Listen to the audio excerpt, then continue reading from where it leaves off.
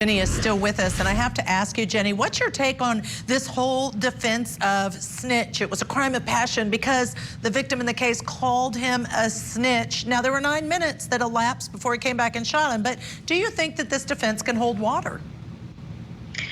I truly don't. I don't think that it can hold water, especially taken with the fact, if we're just looking at the snitch element, maybe, but if we're looking in correlation with that 9 minutes, just as you had said, I don't think so, because any reasonable amount of time, any amount of time, can amount to cooling off for the murder of a heat of passion. So I honestly believe 9 minutes is plenty of time to cool off. You know, we see in law school hypos of just, you know, going to the bathroom, getting some water, and coming back is enough time to cool off. And you had a premeditated thought if you murdered somebody right after. So I think 9 minutes is plenty of time, and taken with the fact of the snitch defense, I don't think it's going to hold water. And you're right, that snap of the finger can be premeditation. That's all that it needs to take. On the other hand, what if it made him so mad, and at some point they've made some suggestion there might be mental health issues. So just quickly before we have to take a break, could mental health issues, if that's true, affect the premeditation or not? It absolutely can affect the premeditation. So they would have to, if they want to put his mental health as a question into this case, he will have to undergo some psychological evaluations, and it definitely can play a role in reducing that sentence time. Yeah, absolutely agree with you. You're going to stay with us. Thank you for that. After the break, we're going to bring you the latest on the tragic case of Gabby Petito, what the family attorney is saying. Where'd you hit him? I slapped him. You slapped him first, and then what, just on his face? You get to tell me to shut up. Look, I'm going to speak to you frankly. I have a daughter almost your age, and I'm looking at you not so much like a suspect. Hope today.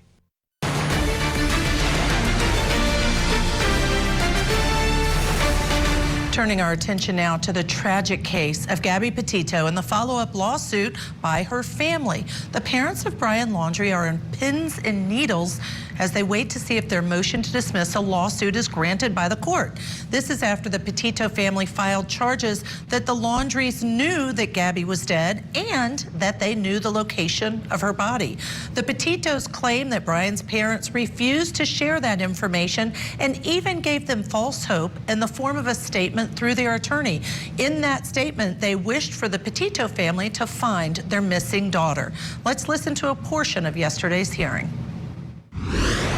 And again, this is on a motion to dismiss, so I have to accept what is alleged as true. Not that it is true, but I have to accept it as true. That the Laundries knew where the Gabby's body was, and they put out a statement in the middle of the search, hoping about the success of that search, and then not either directing them or either staying silent. I mean, that's kind of my understanding of what is being alleged. Is that correct, or am I misunderstanding? No, I believe that's my understanding as well, Your Honor, that the attorney made the statement while the search was ongoing. And knowing exactly where the Gabby's body was. Well, Your Honor, again, that's the rub, is the plaintiffs haven't alleged anything in the complaint as to what the attorney's knowledge was when he made that statement, that he had that information. That's a totally different thing. They've alleged that the parents, the defendants, had that information, but they don't allege that that information was ever shared with the attorney, or that the attorney had that information when he made that statement. That's kind of the issue. We believe that the appellee's conduct in making false statements which led to the interruption of Mildred Thomas's funeral and the return of her body for a second, more thorough autopsy rises to the level of atrocious and utterly intolerable behavior which cannot be condoned in a civilized society. As noted in Stedman, when an actor has knowledge that the other person is peculiarly susceptible to emotional distress, and the Laundries knew that because this family publicly said they were distressed trying to find their daughter, the actor's conduct may become heartless, flagrant, and outrageous when the actor proceeds in the face of such knowledge. We believe that in a situation where a person's loved one has died, it would be apparent to anyone that the person would be susceptible to emotional distress, and therefore that the action of providing false information concerning the loved one's cause of death meets the standard for a claim of outrage. In this case, they provided false information, a false impression, knowing that Gabby was dead, that she was still alive and she could be found by the family if they were searching in the right place. The judge is scheduled to make his ruling on the motion in a couple of weeks. Still with us, Jenny, I'd like to bring you back in to ask you about this motion and the reality of the case that it's a civil case and the allegation is intentional infliction of emotional distress. Do you think that this judge is going to let this case go to trial? It's hard. I've always had a problem with motions to dismiss on the pleadings because it's so hard. You have like this one side where it's, a complaint is just supposed to be a short and plain statement alleging the facts of the case and just has to be sufficient enough to withhold a motion to dismiss. But then you get the other side where it's, you didn't plead enough. You didn't plead enough specificity for us to believe that this is enough to go into discovery and for you to get this evidence. So it's really, really hard. Based off of the judge's statements, though, I think he will allow for this to go to trial. I think the knowledge element is pretty clear where, this was a public murder. A lot of people knew about this murder. It was plastered all over the TV. The parents were looking for their daughter. They knew that. The parents of Gabby Petito wanted to find her daughter. And the fact of the matter is the knowledge element is already proven because of the public knowledge. Right. That's a really good point. And this judge has a hard decision, but has to look at all the law and make the decision based on the pleadings, like you said, what's in that complaint. Let's listen now because Michael Ayala had an opportunity to speak with Lawrence Zimmerman, who is the attorney for the family of Gabby Petito. Let's listen to what he had to share with Court TV. How is the Petito family holding up? They're doing pretty well under the circumstances. Of course, it's been a while since everything has occurred, but obviously when we have an event like we had here today, it brings back those same feelings and memories that they have that are so painful for them. All right. Now, there were a lot of folks asking questions about this particular lawsuit. I had them myself. The arguments today cleared up some of it, but explain to us how you're trying to hold the Laundrie family liable for essentially not coming forward with information they had and for comments that they made regarding the investigation. Sure. There's a couple aspects of the case.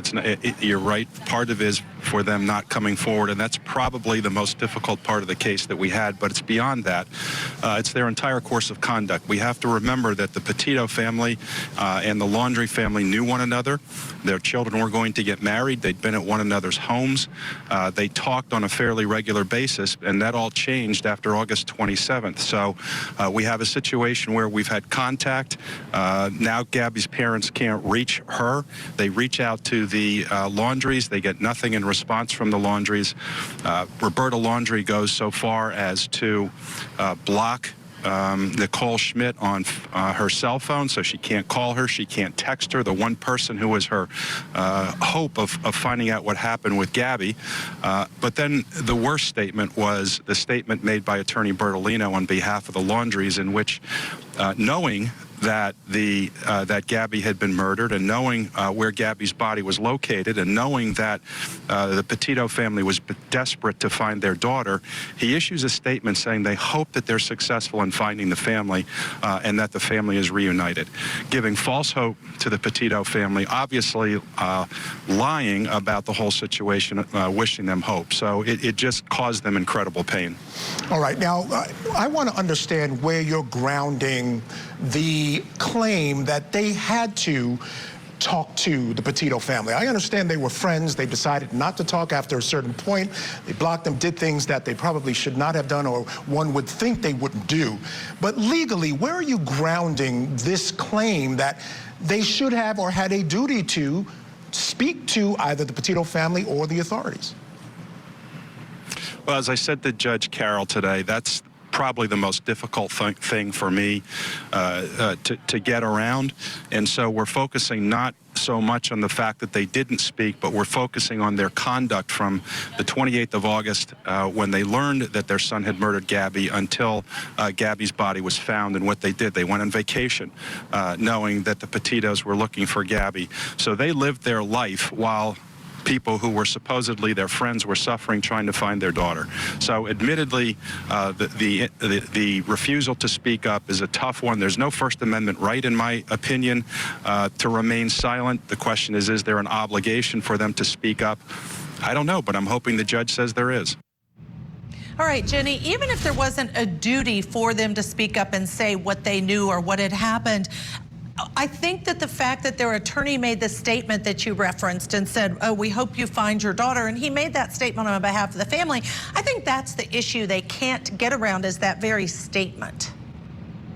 Absolutely. I think it is really, really difficult to say that you had no knowledge of the fact that, you know, Gabby's parents were looking for her daughter. And also, too, if they were actually this close, and they were engaged, okay? They weren't just a boyfriend, girlfriend, they were engaged. So this is clearly a relationship that had been going on for a while, and the parents knew one another. They were friends with one another. So you cannot sit there and say that when you made that statement, you were not thinking of the actual care of the parents and their daughter at that moment. So I think it's going to be really difficult for them to prove that they had no knowledge at the time. All right, in the last 15 seconds or so, if the Petitos prevail and if they win damages against the Laundries, do you think the Laundries would have any cause of action potentially against the attorney who made that statement on their behalf?